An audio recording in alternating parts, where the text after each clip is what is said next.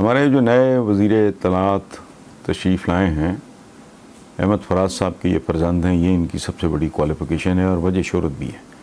اب وہ جیسا پرفارم کریں گے پتہ لگے گا خود کیا ہیں، لیکن بہرحال ان کی وجہ شہرت، ان کے والد بہت خوبصورت شاعر تھے احمد فراز. انہوں نے ایک بات کی ہے کہ عوام کی مدد کے بغیر کرونا کا مقابلہ ممکن نہیں ہوگا. بات ٹھیک ہے، لیکن یہ بہت ہی ادھوری اور نامکمل بات ہے، یہ بہت کمزور بات ہے. اس کی وجہ ہے کہ بنی نوع انسان کی جتنی ریکارڈڈ ہسٹری ہے جو ہم جیسے لوگوں تک پہنچی ہے، وہ یہ بتاتی ہے کہ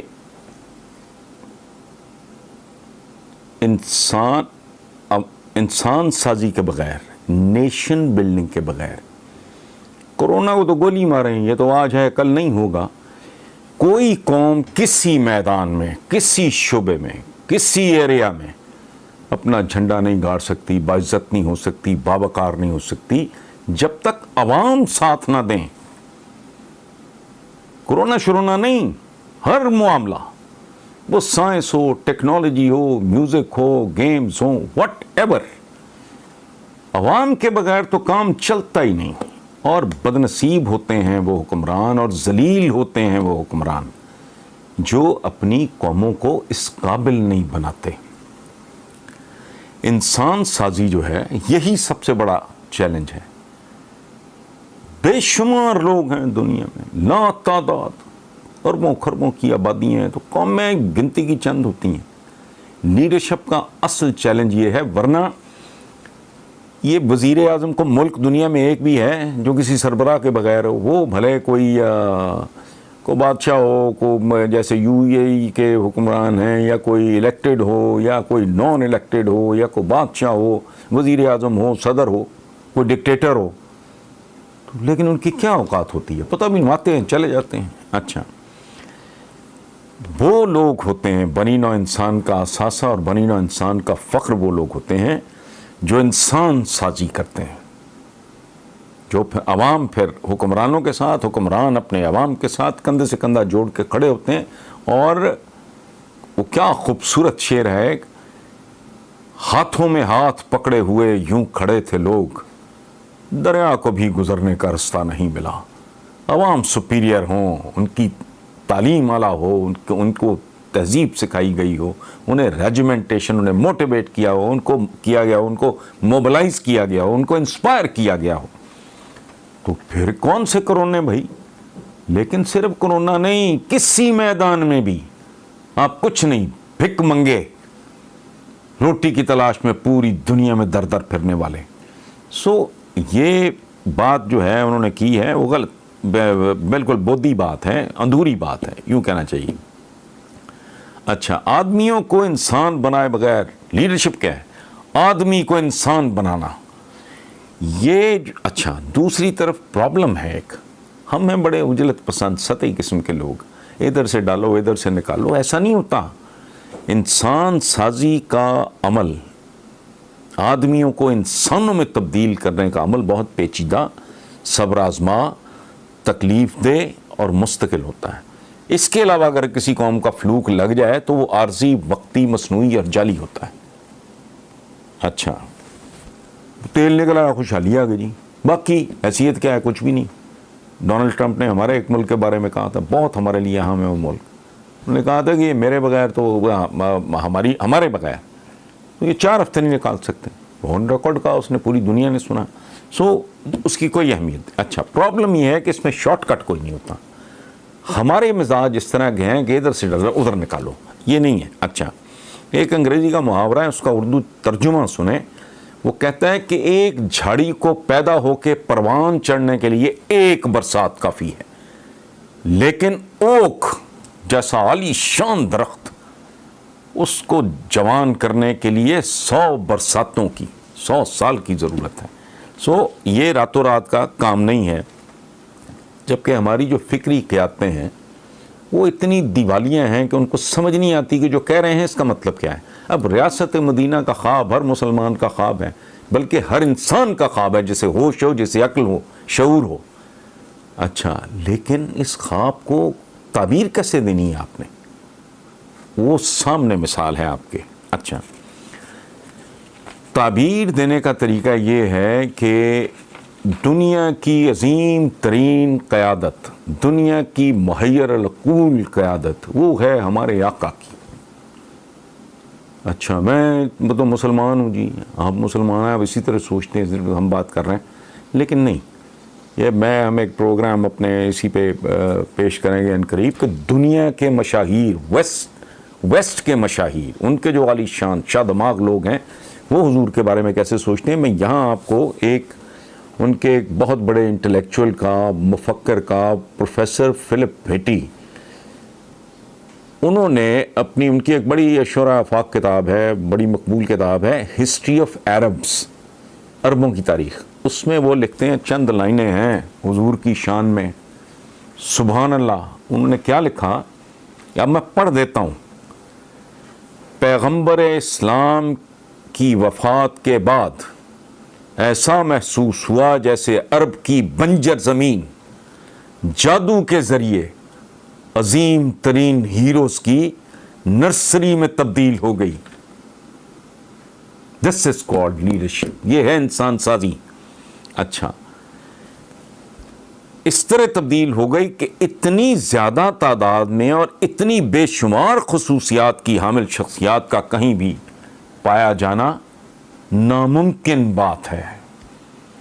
یہ جو کہا تھا نا مظفر وارسی نے، میرا پیغمبر عظیم تر ہے، دنیا میں مثال نہیں ہے. دنیا کا کوئی لیڈر 2 بڑے بندے نہیں پیدا کر سکا. ادھر آپ نام لیں تو دن کے دن شاموں کی شمیں بیت جائیں، صبح کی صبح بیت جائیں، نام نہ ختم ہوں.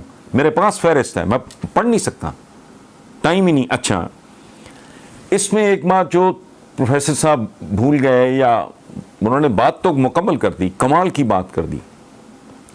تو پروفیسر فلپ ایک بات بھول گئے کہ یہ جو ذروں کو آفتاب اور مہتاب بنایا، اور اتنے لوگوں کو، وہ خود کہہ رہے ہیں نا کہ ہیروز کی نرسری بنجر سرزمین پہ، تو حضور اس وقت مدینہ کی آبادی بھی ہزاروں میں تھی، مکہ کی آبادی بھی ہزاروں میں تھی، لاکھوں کو ٹچ نہیں کیا، ہزاروں میں آفتاب اور مہتاب پیدا کر دیے. دس از کالڈ لیڈرشپ. یہ ہے قیادت کا امتحان، یہ ہے قیادت کی عظمت. تو جب ہم بات کرتے ہیں اتنی بڑی، تو میں اگر ایک پولیٹیکل پارٹی بناتا ہوں، میں 20 سال میں 2 بندے نہیں پیدا کر سکا. میرا تو خیر یہ شعبہ نہیں ہے، میں مثال دے رہا ہوں. نہیں، آپ ریاست مدینہ کی بات کرتے ہو، کو 2 بندے ہی دکھاؤ،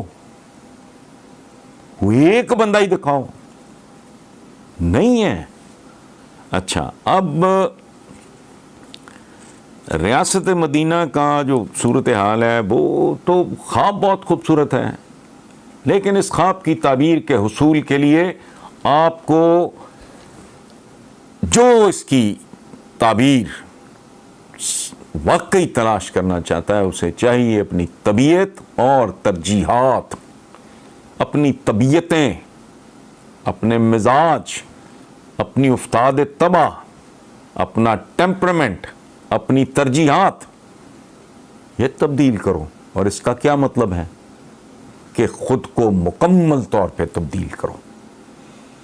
پھر ممکن ہے آپ 2-4 اگر بندے بنانے کے قابل ہو جائیں. اس وقت ملک کی صورتحال بہت عجیب اور مزہ کا خیز ہے. اچھا، ایک عجیب و غریب، ایک طرف کرونا نے ماتو ماری بھی ہے، تو ساری دنیا کی ماری بھی ہے، تو جہاں باقی ہیں وہاں ہم بھی ہیں. دوسری طرف کریکس پڑے ہوئے ہیں آپ کی اکانومی میں، اور یہ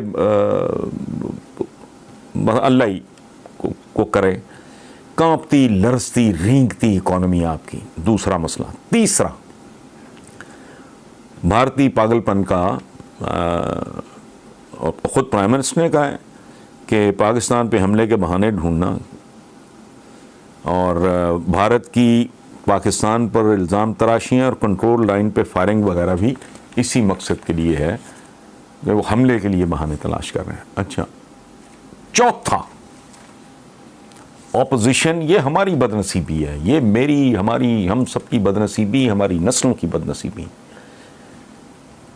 کہ چوتھا پرابلم یہ ہے کہ حکومت اور اپوزیشن تو اپنی جگہ پہ ہے، ٹھیک ہے، حکومت کے اپنے اتحادی، آپ سمجھ گئے ہوں گے میں کیا کہہ رہا ہوں. وہ ریسنٹلی وہ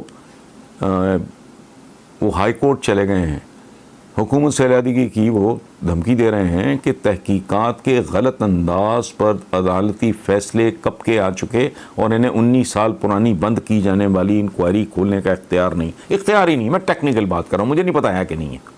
اچھا، وہ چودھری برادران کا کلیم ہے ہم نے کوئی قرضہ معاف نہیں کرایا، 17 سال تک اثاثہ جات کے نام نہاد انکوائری چلتی ہے، وغیرہ وغیرہ، لمبی کہانی ہے. اچھا، اب یہ تو مسئلہ کورٹ جانے، وہ ایک پنجابی کا اگے پھر میں ہوں چکے پنجابی آ جاتی ہے وہ بیچ میں، وہ کہتے ہیں پنجابی میں جٹ جانے تو بجو جانے، ٹھیک ہے، تو نیب جانے اور یہ جانے. لیکن یہ جو سچویشن ہے کورونا کا تو ظاہر ہے یہ تو اوپر سے ٹپکا ایک مسئلہ، باقی جو سارے معاملات ہیں ان کے لیے جتنی معاملہ فہمی کی ضرورت ہے، لیکن ہمارے ہاں صورتحال دیکھ کے آپ یقین کرو کہ سمجھ نہیں آ رہی کیسا کیسا ادھم مچتا ہے. ہر روز ایک نیا شوشہ چھوڑ دیتے ہیں.